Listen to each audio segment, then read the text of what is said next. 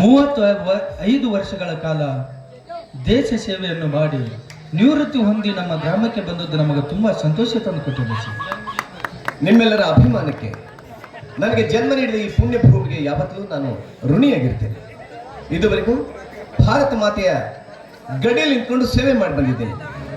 ಇನ್ನು ಮೇಲೆ ನನ್ನೂರಿನ ಎಲ್ಲ ಜನರ ಸೇವೆ ಮಾಡ್ತೀನಿ ಅಂತ ಈ ಸಂದರ್ಭದಲ್ಲಿ ನಾನು ನಿಮ್ಮೆಲ್ಲರಿಗೂ ಮಾತು ಕೊಡ್ತೀನಿ. ಹೌದ್ರಿ, ನೀವು ಹೇಳಿದ ಮಾತು ಖರೆ ಐತಿ. ಜಗತ್ತಿನಾಗ ನಿಯತವಾದ ಇಬ್ಬರೇ ಹತ್ತಿರ, ಒಂದು ಜಗತ್ತಿಗೆ ಅನ್ನ ನೀಡುವ ರೈತನ ಹತ್ರ, ಇನ್ನೊಂದು ದೇಶ ಕಾಯುವ ವೀರ ಸೈನಿಕನ ಹತ್ರ. ಅದಕ್ಕಾಗಿ ನಮ್ಮ ಭಾರತ ಪ್ರಧಾನಮಂತ್ರಿಗಳಾಗಿದ್ದ ಲಾಲ್ ಬಹದ್ದೂರ್ ಶಾಸ್ತ್ರದ ಮಾತು ಹೇಳಿದಪ್ಪ, ಜೈ ಜವಾನ್ ಜೈ ಕಿಸಾನ್. ನೀವು ಯುದ್ಧ ಮಾಡಿದ ವೈರಿಗಳನ್ನು ಎದೆ ಬಗೆದು ಯುದ್ಧದಲ್ಲಿ ಗೆದ್ದದ್ದನ್ನ ನಾವು ಟಿವಿಯಲ್ಲಿ ನೋಡಿ ಕಣ್ತುಂಬಿಕೊಂಡ್ವಿ. ತುಂಬಾ ಸಂತೋಷ ಸರ್. ನಿಮ್ಮಂತ ವೀರ ಯೋಧರು ಮನೆಗೊಬ್ಬೊಬ್ಬ ಹುಟ್ಟಬೇಕು ಸರ್. ಅಂದಾಗ ನಮ್ಮ ದೇಶದ ರಕ್ಷಣೆ ಇನ್ನೂ ಗಟ್ಟಿಯಾಗಿ ಇರುತ್ತೆ. ಇದಕ್ಕೆಲ್ಲ ನಿಮ್ಮೆಲ್ಲರ ಪ್ರೀತಿ, ವಿಶ್ವಾಸ, ಅಭಿಮಾನ, ಗೌರವಾದಗಳೇ ಕಾರಣ. ನೋಡ್ರಪ್ಪ, ಊರಿನ ಮೇಲೆ ಅಭಿಮಾನಕ್ಕಾಗಿ ಊರಿಗೆ ರಸ್ತೆ ಮಾಡಿಸ್ಕೊಟ್ರಿ, ಶಾಲೆ ಕಟ್ಟಿಸ್ಕೊಟ್ರಿ, ಆಮೇಲೆ ಊರಿಗೆಲ್ಲ ಒಳ್ಳೆ ಕೆಲಸ ಮಾಡಿದ್ರಿ. ಕಾಲು ಮುಗಿತೀನಿಪ್ಪ.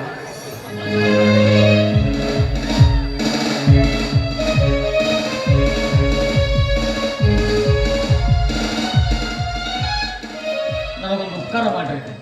ಏನ್ ಮಾಡ್ಬೇಕಪ್ಪ? ದಯವಿಟ್ಟು ನಮ್ಮೊಂದು ಲಗ್ನ ಮಾಡ್ರಿ. ಲಗ್ನ ಮಾಡ್ಬೇಕಾ? ಲಗ್ನ ಮಾಡ್ಬೇಕಂದ್ರೆ ನೀನು ಕಟ್ಟುಮಸ್ತಾಗಿ ದೇಹ ಬೆಳೆಸಿ ಮಿಲಿಟರಿ ಸೇರು. ನಾ ಮುಂದೆ ಮುಂದಂತ ಬಂದು ನಿನಗೆ ಗಂಡೆ ಕೊಡ್ತಾರೆ. ನಾನು ಕಟ್ಟು ಮಸ್ತ್ ಆಗ್ಬೇಕಂತ ಜಿಮ್ಮಿಗೆ ಹೋಗಿರ್ತೀನಿ. ಹಾ, ಅಲ್ಲಿ ಹೋದ್ಕೊಳ್ಳೆ ಪಿಟಿ ಪಿಟಿ ಅನ್ನಕ ತಗೊಡ್ತಾವ. ಪಿಟಿ ಪಿಟಿ ಅನ್ನೋದು ಏನು ಪ್ಯಾಂಟೋ ಏನು ಹೊಟ್ಟೆ? ಏನು ಹೇಳಬ್ರಿ, ಅವ್ನು ಎಲ್ಲ ಸತ್ತೋ ಬರೋದು. ಇವಾಗ ಬೆಲ್ಲ ಹತ್ತೆ ನೀವು ಇವ್ನು ಏನ್ ಮಾಡ್ಬಿಟ್ಟು ಗೂಟಿಗಿಂದ ಹಾಕೊಳ್ರಿ ಅವನ್ನ. ನನ್ಗೆ ಉಸಿರು ನೀಡಿದವಳು ನನ್ನ ತಾಯಿ, ಹೆಸರು ತಂದು ಕೊಟ್ಟವಳು ಈ ಭೂತಾಯಿ. ಪ್ರಪಂಚದಲ್ಲಿ ಪವಿತ್ರವಾದ ಸ್ಥಳಗಳು ಎರಡೇ ಎರಡು. ಒಂದು ಅವ್ವನ ಮಡಿಲು, ಇನ್ನೊಂದು ಅಪ್ಪನ ಹೆಗಲು. ಅಪ್ಪ ನನ್ನನ್ನು ಹೆಗಲ ಮೇಲೆ ಕುಣಿಸ್ಕೊಂಡು ಪ್ರಪಂಚನ ಅರ್ಥ ಮಾಡಿಸಿದ. ಹೆಗಲ ಮೇಲೆ ಕೈ ಹಾಕಿದ ಸ್ನೇಹಿತರು ಆತ್ಮವಿಶ್ವಾಸ ತುಂಬಿದ್ರು. ಶಿಕ್ಷಕರು ನನಗೆ ಅಕ್ಷರ ಜ್ಞಾನ ಕಲಿಸಿದರೆ, ಈ ಊರಿನ ಎಲ್ಲ ಹಿರಿಯರು ಅನುಭವದ ಪಾಠವನ್ನ ಹೇಳಿಕೊಟ್ರು.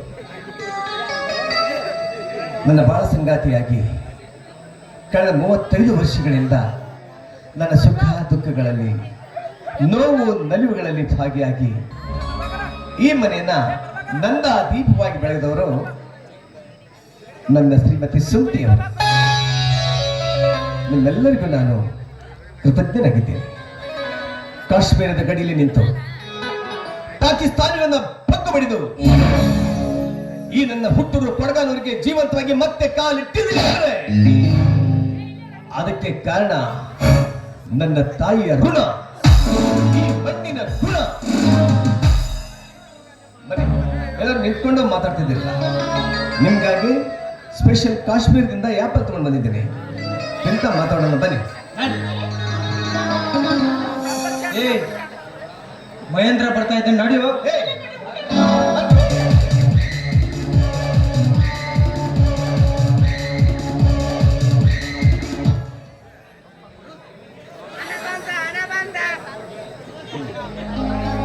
ಅಲ್ಲಪ್ಪ, ನಿಮ್ಮ ಅಪ್ಪ ಬರ್ತಾರಂತ ಗೊತ್ತಿತ್ತು ತಾನೇ? ರೈಲ್ವೆ ಸ್ಟೇಷನ್ ಹೋಗಿ ನಿಮ್ಮ ಅಪ್ಪನ ಕರ್ಕೊಂಡು ಬರೋದ್ ಬಿಟ್ಟು ಎಲ್ಲಿ ಹೋಗಿದ್ದೆ ಇಷ್ಟೊತ್ತು? ಅಲ್ಲ, ನನ್ನನ್ನ ಸ್ವಾಗತಿಸೋದಕ್ಕೆ ಅಂತ ಊರಿನ ಎಲ್ಲ ಜನ ರೈಲ್ವೆ ಸ್ಟೇಷನ್ ವರೆಗೂ ಬಂದಿದ್ರು.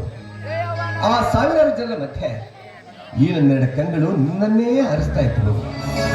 ಆದ್ರೆ ಅಲ್ಲೆಲ್ಲಿ ನಿನ್ನ ಸುಳಿವೇ ಸಿಗ್ಲಿಲ್ಲ. ಹೋಗ್ಲಿ ಬಿಡು, ಈಗಲಾದ್ರೂ ಬಂದೇ ಇಲ್ಲ. ತುಂಬಾ ಸಂತೋಷವಾಯಿತು.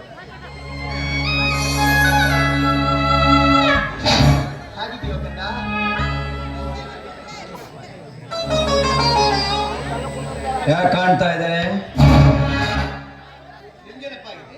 ಒಳ್ಳೆ ಮನ್ಮಥನ್ ತರ ಇದೆಯಾ?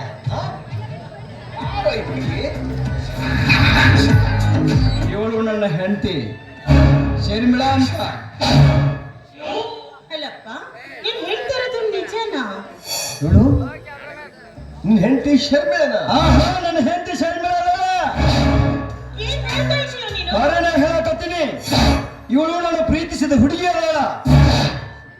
ರಿಜಿಸ್ಟರ್ ಆಫೀಸ್ಗೆ ಹೋಗಿ ಮ್ಯಾರೇಜ್ ಮಾಡಿಕೊಂಡು ನೇರವಾಗಿ ಮನೆಗೆ ಬಂದಿದ್ದೀನಿ. ಇಷ್ಟೇ ಸಾಕು, ಇನ್ನೂ ಏನಾದರೂ ನನ್ನಿಂದ ಹೇಳ್ಬೇಕು? ಸಾಕಪ್ಪ, ಸಾಕು. ನಿನಗೆ ಜನ್ಮ ನೀಡಿದ್ದಕ್ಕೆ ನನ್ನ ಜನ್ಮ ಸಾರ್ಥಕ ಆಗೋಯ್ತು. ದೇಶ ಸೇವೆ ಮಾಡಿ ಮನೆಗೆ ಬಂದ ಅಪ್ಪನಿಗೆ ಮರೆಯಲಾರಂತ ಕಾಣಿಕೆಯನ್ನೇ ಕೊಟ್ಬಿಟ್ಟಿಯಪ್ಪ. ನೀನು ಮರೆಯಲಾರಂತ ಕಾಣಿಕೆಯನ್ನೇ ಕೊಟ್ಟೆ. ಅಲ್ಲ ಕಣೋ, ನೀನು ಮದುವೆ ಆಗ್ತೀನಿ ಅಂತ ನನಗೊಂದು ಮಾತು ಹೇಳಿದ್ರೆ ಒಳ್ಳೆ ಮನತನದ ಹೆಣ್ಣು ಹುಡುಕಿ ನಾನೇ ನಿನಗೆ ಮದುವೆ ಮಾಡ್ತಾ ಇದ್ದೆ. ಯಾಕೋ ಯಾಕೋ ಇಂಥ ಕೆಲಸ ಮಾಡಿದೆ?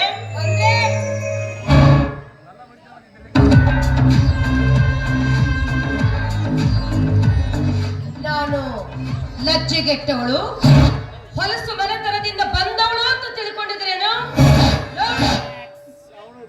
ನಾಲ್ಕು ಸೀರೆ ಹಿಡ್ಕೊಂಡು ನಿಮ್ಮ ಮಗನ ಹಿಂದೆ ಓಡಿ ಬಂದವಳಲ್ಲ. ರಿಜಿಸ್ಟರ್ ಆಫೀಸ್ಗೆ ಹೋಗಿ ರಿಜಿಸ್ಟರ್ ಮ್ಯಾರೇಜ್ ಮಾಡ್ಕೊಂಡು ಬಂದಿದ್ದೀನಿ. ಅಂದ್ರೆ ಮದುವೆ ಮಾಡ್ಕೊಂಡು ಬಂದಿದ್ದೀನಿ. ಮಾತಾಡೋದಿದ್ರೆ ನಾಲ್ಗೆ ಮೇಲೆ ಹಿಡಿತ ಇಟ್ಕೊಂಡು ಮಾತಾಡಿ. ನೋಡ್ವಾ ತಂಗಿ, ಮದುವೆ ಅಂದ್ರ ಗುರು ಹಿರಿಯರು, ಅಣ್ಣ ತಮ್ಮ, ಅಕ್ಕ ತಂಗಿ, ಜಾತಿ ಮತ ಕುಲ ಗೋತ್ರ ಇದೆಲ್ಲ ನೋಡಿ ಮಾಡೋದಕ್ಕ ಮದುವೆ ಅಂತಾರ. ಅಷ್ಟಂದ ಹಿರಿಯರೊಂದು ಮಾತು ಹೇಳ್ಯಾರೇನ್ರಿ, ನಾಯಿ ನೋಡಿ ಕುನ್ನಿ ತರ್ಬೇಕಂತ, ತಾಯಿ ನೋಡಿ ಹೆಣ್ಣು ತರ್ಬೇಕಂತ. ಏನಿದು? ನಿಮ್ಮ ತಾಯಿ ನನಗೆ ಬಾಯಿ ಬಂದಂತೆ ಮಾತಾಡ್ತಾ ಇದ್ದಾಳೆ. ನನ್ನ ಲಜ್ಜೆಗೆಟ್ಟವಳು, ನೀತಿಗೆಟ್ಟವಳು ಅಂತ ಇದನ್ನೆಲ್ಲ ಕೇಳ್ಕೊಂಡು ಸುಮ್ಮನೆ ನಿಂತಿದ್ದೀರಲ್ಲ. ನೋಡವ್ವ, ನಾನು ಯಾಕೆ ನಿನಗೆ ಅನ್ನಕ್ಕೆ ಹೋಗ್ಲಿ? ನನ್ನ ಮಗ ಮಾಡಿರೋ ತಪ್ಪಿಗೆ ಹಡ ಹೊಟ್ಟಿ ಚುರ್ರನ್ನ ಕತ್ತೈತಿ. ಅವಂಗ ಮಾತಾಡಕತ್ತೀನವ, ಅವಂಗ ಮಾತಾಡಕತ್ತೀನಿ. ಸುಮತಿ, ಒಂದೇ ಒಂದು ಕತ್ತೆ ಇರೋ ಅರಸ ಅದನ್ನ ಕುದುರೆ ಹಾಗೆ ಬೆಳೆಸ್ತಾನಂತೆ. ನಮಗಿರೋ ಒಬ್ಬನೇ ಒಬ್ಬ ಮಗನನ್ನ ನಾವು ಕುದುರೆ ಹಾಗೇನೆ ಬೆಳೆಸ್ಬಿಟ್ಟಿವಿ ಅಲ್ವಾ? ನನಗ ಕತ್ತಿ ಅಂತೀಯನು ನೀ? ನೋಡು, ರಿಟೈರ್ಮೆಂಟ್ ಆಗಿ ಮನೆಗೆ ಬಂದಿದೀಯಾ, ನಿನಗೆ ಶರ್ಟ್ ಹೊಡೆದು ನಿನ್ನ ಕೈ ಕೆಲಸ ಮಾಡುವ ಇಲ್ಲಿ ಸಿಪಾಯಿಗಳು ಇಲ್ಲ, ಯಾವ ಸೈನಿಕರು ಇಲ್ಲ, ಇದೇನು ಯುದ್ಧ ಭೂಮಿನೂ ಅಲ್ಲ. ಹೆಣ್ಣು ಮುಂದೆ ನಾವು ಹೇಳ್ದಂಗೆ ಕೇಳ್ಕೊಂಡು ಮನೆಯಲ್ಲಿ ಬಿದ್ದಿರ್ಬೇಕು. ಅಂದ್ರೆ ನಿನ್ನ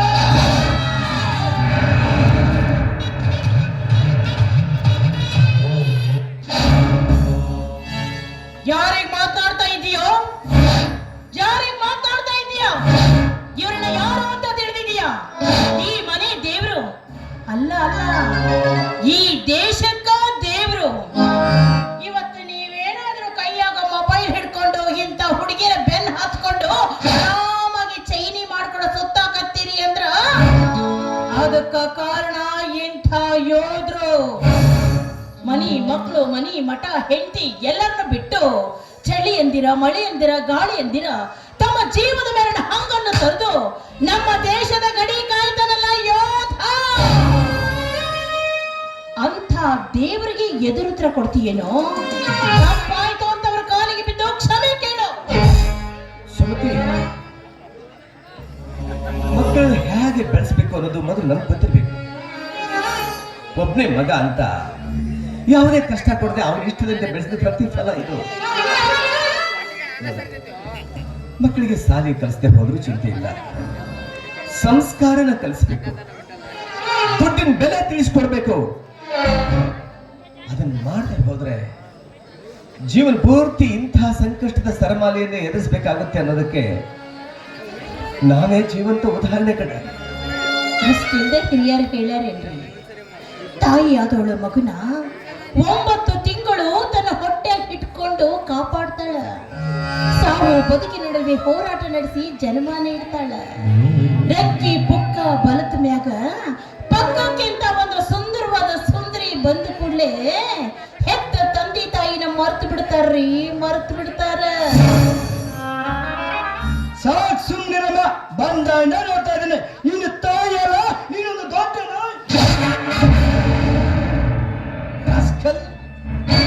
ಹೆತ್ತ ತಾಯಿಗೆ ಬಾಯಿಗೆ ಬಂದ ಹಾಗೆ ಬಗಳ್ತಾ ಇದೀಯಾ? ಹೇ, ನಿನ್ನ 9 ತಿಂಗಳು ಹೊತ್ತು ಹೆತ್ತು ಎದೆ ಹಾಲು ಉಡಿಸಿ ಸಾಕಿ ಸಲಹಿದ ಈ ನಿನ್ನ ತಾಯಿ ಋಣನ ತೀರ್ಸೋಕ್ಕಾಗೋದಿಲ್ಲ ಅಂತ ದೊಡ್ಡವ್ರು ಹೇಳ್ತಾರೆ. ನೀನು ಉಸಿರಾಡ್ತಾ ಇದೆಯಲ್ಲ, ಆ ಉಸಿರಿನ ಒಂದೊಂದು ಕಣ ಇವಳು ನೀಡಿದ ಭಿಕ್ಷಾ ಕಣ. ಸುಮತಿ, ಸುಮತಿ, ಈ ಕೆಟ್ಟ ಹುಳ ಹುಟ್ಟಿದ ತಕ್ಷಣ ನಾವಿಬ್ರು ಕೆಟ್ಟಿ ಮನಸ್ಸು ಮಾಡಿ ಸುಟ್ಟು ಹಾಕ್ಬಿಟ್ಟಿದ್ರೆ ಇವತ್ತು ನಮಗಿಂತ ಕಷ್ಟ ಬರ್ತಾ ಇರಲಿಲ್ಲ ಕಣೆ, ಇಂಥ ಕಷ್ಟ ಬರ್ತಾ ಇರಲಿಲ್ಲ ರೀ. ಹಿರಿಯರು ಸುಮ್ಮನೆ ಹೇಳಿಲ್ಲ ರೀ, ಮುತ್ತು ಕೊಡುವವಳು ಬಂದಾಗ ತುತ್ತು ಕೊಟ್ಟವಳನ್ನ ಮರ್ತು ಬಿಡೋದು ಈ ಲೋಕದ ರೂಢಿ ಐತ್ರಿ. ಅಂದ್ರೆ ಇಷ್ಟಕ್ಕೆಲ್ಲ ನಾನೇ ಕಾರಣ ಅಂತೀರೇನು? ನಾನು ನಿಮಗೆ ಗಡ್ಕೊಂಡೇರಿ, ಬೇಡ ಬೇಡ ನನ್ನ ಬೆನ್ನ ಹತ್ತಿ ಬರ್ಬೇಡ್ರಿ ಅಂತ ಎಲ್ಲಿ ಕೇಳ್ತೀರಿ ನನ್ನ ಮಾತನ್ನ? ನೀವು ಗಂಡಸರೆಷ್ಟು ಹೆತ್ತವರ ಗುಲಾಮರಾಗಿರ್ತೀರಾ? ಅವ್ರು ಹೇಳಿದಂತೆ ಅವ್ರು ತೋರಿಸಿದ ಕನ್ಯೆನ ಮದುವೆಗೆ ಮನೆಯಲ್ಲಿ ಬಿದ್ದಿರೋದು ಬಿಟ್ಟು ಸುಮ್ಮನೆ ಯಾಕ್ರಿ ಪ್ರೀತಿ ಪ್ರೇಮ ಅಂತ ನಮ್ಮಂತ ಹೆಣ್ಣುಗಳ ಜೀವನ ಹಾಳು ಮಾಡ್ತೀರಾ?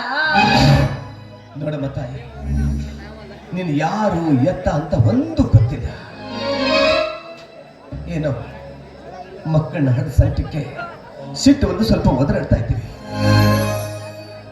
ಪ್ರತಿಯೊಬ್ಬ ತಂದೆ ತಾಯಿನು ತನ್ನ ಮಕ್ಕಳ ಬಗ್ಗೆ ತಮ್ಮದೇ ಆದ ಸುಂದರವಾದ ಕನಸಿನ ಗೂಡು ಕಟ್ಕೊಂಡಿದ್ದಾರೆ. ನಾವು ಹಾಗೆ ಇವರು ಒಬ್ಬನೇ ಒಬ್ಬ ಮಗನ ಬಗ್ಗೆ ಬಟ್ಟೆದಷ್ಟು ಕನಸು ಕಟ್ಕೊಂಡಿದ್ವಿ. ಆದ್ರೆ ಆ ಕನಸು ಇಷ್ಟು ಬೇಗ ಹೊಡೆದು ನುಚ್ಚು ನೂರಾಗುತ್ತೆ ಅಂತ ನಾನು ಭಾವಿಸಲಿಲ್ಲ. ನಿಮ್ಮ ಕಣ್ಣಾಗ ನೀರು, ನಿಮ್ಮ ಕಣ್ಣಲ್ಲಿ ಕಣ್ಣೀರು ಬರಬಾರ್ದಂದ್ರೆ ಕಣ್ಣೀರು ಬರಬಾರ್ದು. ನಿಮ್ಮ ಕಣ್ಣಲ್ಲಿ ಏನಿದ್ರು ದ್ವೇಷದ ಕಿಡಿ ಕಾಣಬೇಕು, ಮತ್ತೆ ಉರಿಯುವ ಜ್ವಾಲಾಮುಖಿನ ನೋಡಬೇಕು. ನಮ್ಮ ದೇಶದ ಮೇಲೆ ದಂಡೆತ್ತಿ ಬರುವ ಆ ಶತ್ರುಗಳನ್ನು ನಾಶ ಮಾಡೋ ಕಿಡಿನ ಕಾಣಬೇಕೆ. ಕರಗಿ ಮಣ್ಣಲ್ಲಿ ಮಣ್ಣಾಗೋ ಈ ಕಣ್ಣೀರಲ್ಲ ರೀ, ಕಣ್ಣೀರಲ್ಲ. ನಿಮ್ಮ ಒಂದು ಹನಿ ಕಣ್ಣೀರು ಈ ಭೂಮಿಯ ಮೇಲೆ ಬಿದ್ರು ಆ ಭೂಮಿ ತಾಯಿ ಕೂಡ ನೊಂದ್ಕೊತಾಳ್ರಿ. ನಿಮ್ಮ ಕಣ್ಣೀರು ನೋಡೋ ಶಕ್ತಿ ನನಗೆ. ಸುಮತಿ, ನಾನು ಗಡಿ ಕಾಯ್ತಾ ಇರಬೇಕಾದ್ರೆ ಒಳಗೆ ನುಗ್ಗಿ ಬರುವ ಕೇಳಿಗಳನ್ನ ಎಕ್ಕಿಲ್ದೆ ಬಗ್ಗ ಬರ್ತಾ ಇದ್ದೆ. ಕೈಲಿರುವ ಕೋಪದಿಂದ ಕ್ಷಣದಲ್ಲಿ ಸುಟ್ಟು ಬಿಸಾಡ್ತಾ ಇದ್ದೆ. ಆದ್ರೆ ನನ್ನ ಸಂಸಾರದ ಗೂಡಿನಲ್ಲಿ ಈ ಕೆತ್ತಲು ಹುಳ ತುಂಬಿಕೊಂಡು ಬಿಟ್ಟಿದೆಯಲ್ಲ, ಇದಕ್ಕೆ ನಾನು ಏನ್ ಮಾಡ್ಲಿ? ನಾನ್ ನಿಮ್ಮನೆ ಕಾಲಿಟ್ಟಿರೋದು ನಿಮ್ಮ ತಂದೆ ತಾಯಿ ಇಷ್ಟ ಇಲ್ಲ ಅಂತ ಕಾಣುತ್ತೆ. ಸುಮ್ಮನೆ ರಗಳೆ, ನಾನೇ ನನ್ನ ತವ್ರ ಮನೆಗೆ ಹೊರಟು ಹೋಗ್ತೀನಿ. ನಾನು ಹೋಗ್ಲಾ ಅಥವಾ ನೀವೇ ನನ್ನ ಕಳ್ಸಿ ಬರ್ತೀಯಾ? ನೀ ಹೋದ ನಂತರ ಈ ಹಾಳಾದ ಮನೆ ನಾನು ಹಾಕಿರ್ಬೇಕು. ಪ್ರಪಂಚ ವಿಶಾಲ ಐತಿ. ಮಹೇಂದ್ರ, ನಿಲ್ಲು. ಈ ನನ್ನ ತುಂಬಿದ ಸಂಸಾರದ ಮನೆಗೆ ಹಾಳಾದ ಮನೆನ ಇದು? ಪ್ರಪಂಚ ವಿಶಾಲವಾಗಿದೆಯಾ ನಿನಗೆ? ಹೌದಪ್ಪ, ಪ್ರಪಂಚ ಬಹಳ ವಿಶಾಲವಾಗಿದೆ. ಯಾವುದೇ ಹಕ್ಕಿ ರೆಕ್ಕೆ ಬಲಿತ ಮೇಲೆ ಕೂಡು ಬಿಟ್ಟು ಹಾರು ಹೋಗೋದು ಸಹಜ ತಾನೇ. ಆದ್ರೆ ಮಹೇಂದ್ರ, ನೀನು ಪಕ್ಷಿ ಅಲ್ಲ, ಪ್ರಾಣಿನೂ ಅಲ್ಲ, ಮೃಗನೂ ಅಲ್ಲ. ನಮ್ಮಿಬ್ಬರ ರಕ್ತವನ್ನ ಹಂಚಿಕೊಂಡು ಬಿಟ್ಟರು ನಮ್ಮ ಕಣ್ಣಿನ ಕುಡಿ ನೀನು. ನಿನಗೆ ಸ್ವಲ್ಪವಾದ್ರೂ ಈ ಕರುಳು ಕುಡಿಗಳ ಸಂಬಂಧ, ಮಮಕಾರ, ಪ್ರೇಮ, ಪ್ರೀತಿ, ವಾತ್ಸಲ್ಯ ಇವ್ಯಾವುಗಳು ಇಲ್ವಾ? ಕಂದ, ಒಂದೇ ಒಂದು ಸಲ ನೆನ್ಪು ಮಾಡ್ಕೊಳ್ಳೋ ಮಗನೇ. ನಿನಗೆ ಜನ್ಮ ನೀಡಿದ್ದು ಇದೇ ಮನೆ. ಆ ಚಂದ್ರನ ಬೆಳತಿಂಗಳಲ್ಲಿ ಈ ಅಂಗಳನ್ನ ತುಂಬಾ ನಲಿದಾಡ್ತಾ ನೀ ಬೆಳೆದಿದ್ದು ಇದೇ ಮನೆ. ಪುಟ್ಟ ಪುಟ್ಟ ಹೆಜ್ಜೆ ಇಟ್ಟು ತೊಟ್ಟಿನಲ್ಲಿ ನಿದ್ದೆಗೆಟ್ಟು ಸಿಟ್ಟಿನಿಂದ ನೀನು ಅಳ್ತಾ ಇರ್ಬೇಕಾದ್ರ ತೊಟ್ಟಿಲ ಹೋಗಿ ಜೋಗಳ ಹಾಡಿ ನಿನಗೆ ನೆಮ್ಮದಿಯ ಸುಖ ನಿದ್ರೆಯನ್ನು ಮಲಗಿಸಿತು ಇದೇ ಮನೆ. ಈ ನನ್ನ ಸಂಸಾರದ ಮನೆಗೆ ಹಾಳಾದ ಮನೆ ಅಂತ ಹೇಳ್ತಾ ಇದ್ದೀಯ ನೀನು. ಬೇಡಪ್ಪ, ನಿನಗೆ ಕೈ ಮುಗಿದು ಕೇಳ್ಕೊಳ್ತೀನಿ ಮಹೇಂದ್ರ.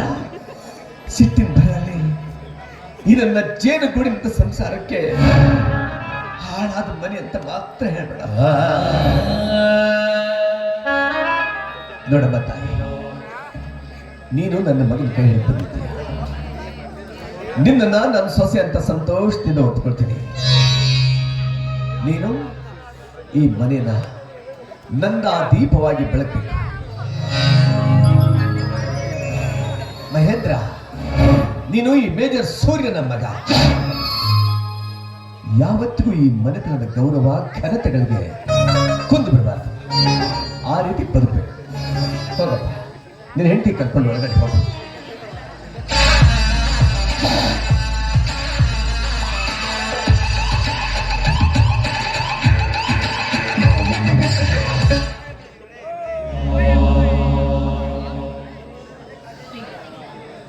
ದಯವಿಟ್ಟು ನನ್ನ ಕ್ಷಮಿಸ್ಬಿಡ್ರಿ.